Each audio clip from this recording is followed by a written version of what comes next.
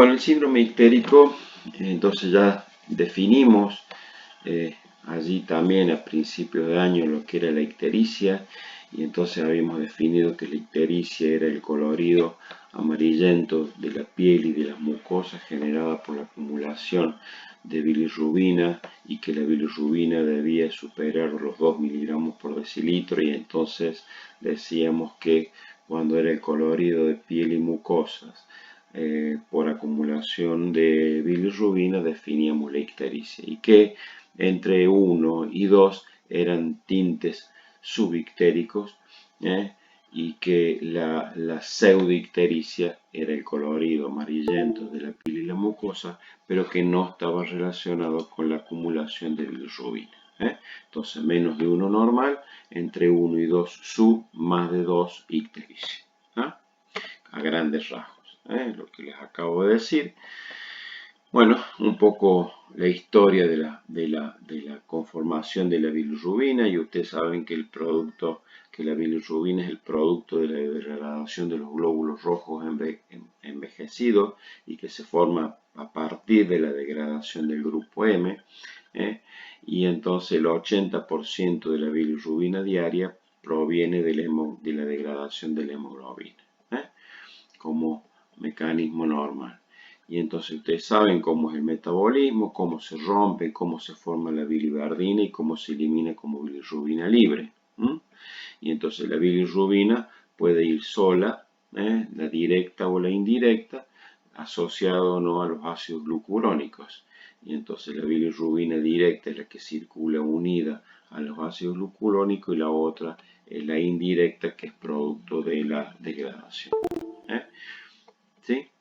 Bueno, simplemente un recuerdo anatómico de las diferentes vías de eliminación, uno como por materia fecal como estercobilina, y otro por la vía urinaria como urobilina. Entonces la mayor degradación es a partir de la estercobilina a través de la materia fecal, y una pequeña concentración se elimina a través de la orina como urobilina. Bueno, entonces ya dijimos las causas, ya dijimos lo que es la ictericia, ya dijimos cuáles son los valores normales que uno tiene que tener, qué es la qué es la pseudo y qué es la ictericia, y entonces a dónde habitualmente se acumulan, en una foto de la acumulación del colorido amarillo de piel y mucosa, en este caso la mucosa del ojo, y entonces vemos este ojo de color amarillento, muy característico. Entonces ven allí esa foto de esta mujer, ven los diferentes tonos sobre la piel. Bueno, y entonces estas bilirrubinas, ¿cómo se pueden clasificar? Entonces están las bilirrubinas, las prehepáticas, las hepáticas y las poshepáticas. Entonces la primera, la ictericia prehepática está relacionada básicamente con la acumulación de bilirrubina indirecta, no glucuronizada, no unido a los ácidos glucurónicos, que la hepática, la bilirrubina directa, está relacionada con la falta de captación, falta de conjugación, falta de excreción, síndrome de Rotor en la captación, síndrome de Gilbert o Krüger-Najar ante la falta de una conjugación con los ácidos glucurónicos, o una falta de excreción de la bilirrubina directa, como pueden ser en el Duby-Johnson o las colestasis por fármaco. Y finalmente las poshepáticas, que tienen predominancia de bilirrubina directa, como pueden ser alteraciones en los conductos biliares, donde la mayor predominancia es de bilirrubina, entonces directa o conjugada. Entonces, si uno tuviera que hacer una clasificación de las ictericias, decimos que tienen ictericias hepáticas o poshepáticas, prehepáticas, hepáticas o pohepáticas, y entonces las prehepáticas son todas indirectas, bilirrubinas indirectas, y en las hepáticas y poshepáticas son todas básicamente directas, obstructivas o por alguno de los síndromes de la captación o conjugación o eliminación de la bilirrubina. Bien.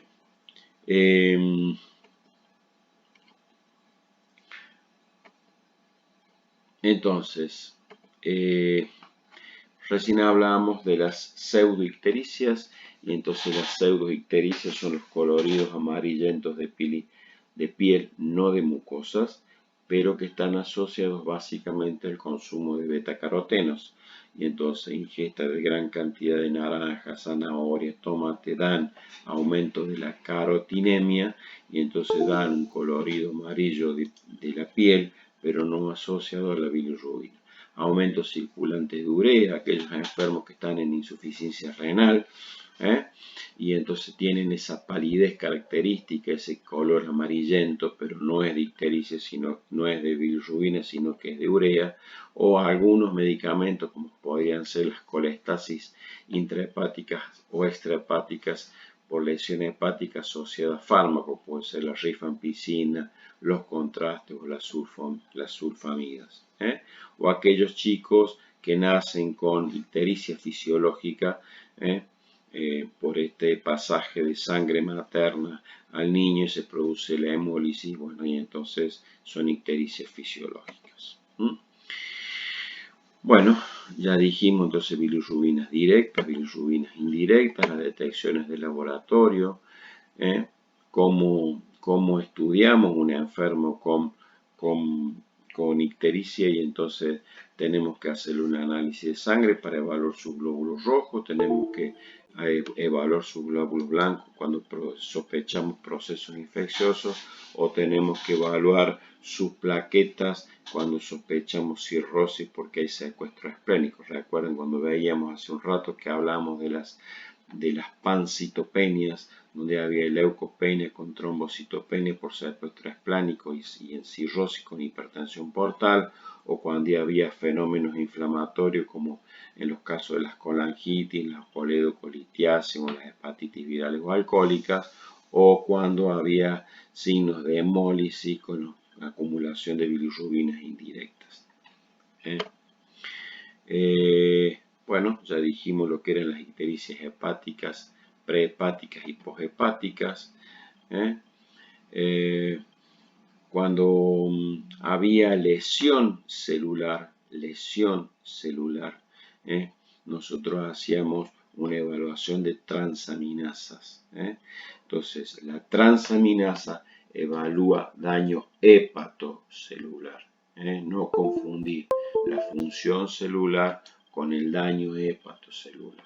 La función celular, deterioro de la función celular está relacionado con la producción de factores de coagulación, la producción de grasa y la producción de proteínas.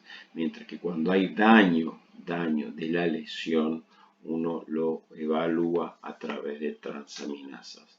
Y entonces elevación de las transaminasas más de 10 veces el valor normal en los cuadros crónicos, y en los cuadros agudos no hay tanta elevación de transaminasas como si mayor deterioro de las albúminas o de las proteínas. Bueno, cuando hay fenómenos obstructivos, compromiso de las vías biliares intra y extrahepáticas, uno evaluaba entonces con fosfatasa alcalina, gamma transferasa y bilirrubina directo cuando había compromiso de las vías biliares intra o extrahepáticas. Entonces cuando había signos de colestasis, de litiasis o de neoplasias de la vía biliar o del páncreas, y entonces nosotros teníamos que pedir fosfatasa alcalina, gamma glutamiltransferasa y bilirrubina directa como evaluador de vía biliar. Mientras que cuando había lesión de la función hepática, evaluamos las proteínas totales, las albúminas y las globulinas. Tiempo de protonamina prolongado, otro elemento que evalúa función hepática. Déficit de factor 5, otro elemento que evalúa función hepática. Entonces los síndromes ictéricos, las ictericias, se hacen por clínica, por laboratorio y por imágenes.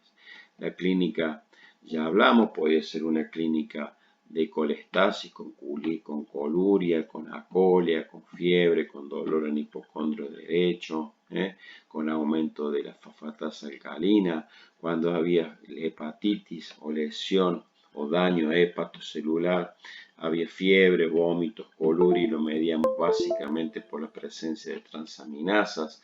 Cuando había hemólisis, bueno, había ictericia, pero el mecanismo de la formación de la ictericia era predominantemente bilirrubina indirecta.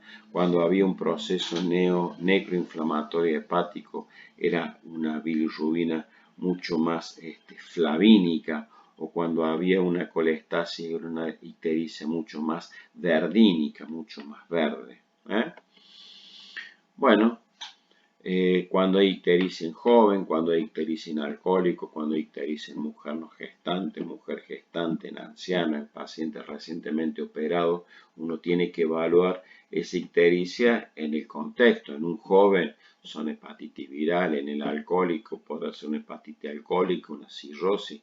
En la mujer que no está embarazada puede ser una litiasis biliar, una cirrosis biliar, una hepatitis crónica autoinmune. En la mujer que aparece con ictericia y está embarazada, pensar en una colestasis gravídica. En el anciano con ictericia y pensar en cáncer, pensar en patología neoplásica de las vías biliares, del hígado, de la vesícula o del páncreas. Cuando es un paciente recientemente operado y permanece, ictérico, habrá que ver las vías biliares cómo están, alguna lesión de la vía biliar, alguna reabsorción de hematoma, alguna anemia hemolítica. Es decir, hay que evaluar la ictericia en el contexto de la enfermedad. ¿Qué pedimos? El clásico, la citología, la glucemia, la urea, el ionograma y la orina completa. Es un clásico.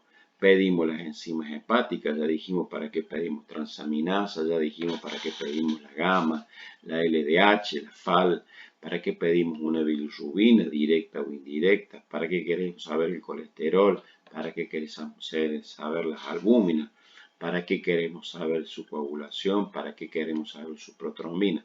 Todo eso pedimos, todo eso de rutina en un enfermo que tiene síndrome ictérico. Ya dijimos por qué pedimos cada una de las cosas que pedimos. Como dijimos, entonces, ¿cuál es el gold estándar? Siempre la ecografía abdominal, para que cuando pedimos una tomografía, cuando pensamos en alguna patología pancreática o hepática, ¿para qué pedimos una colangiopancreática retrógrada endoscópica cuando queremos definitivamente estudiar alguna vía biliar extrahepática? Y el tratamiento siempre depende de la causa, ¿sí? Un tratamiento médico, un tratamiento quirúrgico, dependiendo básicamente de la causa.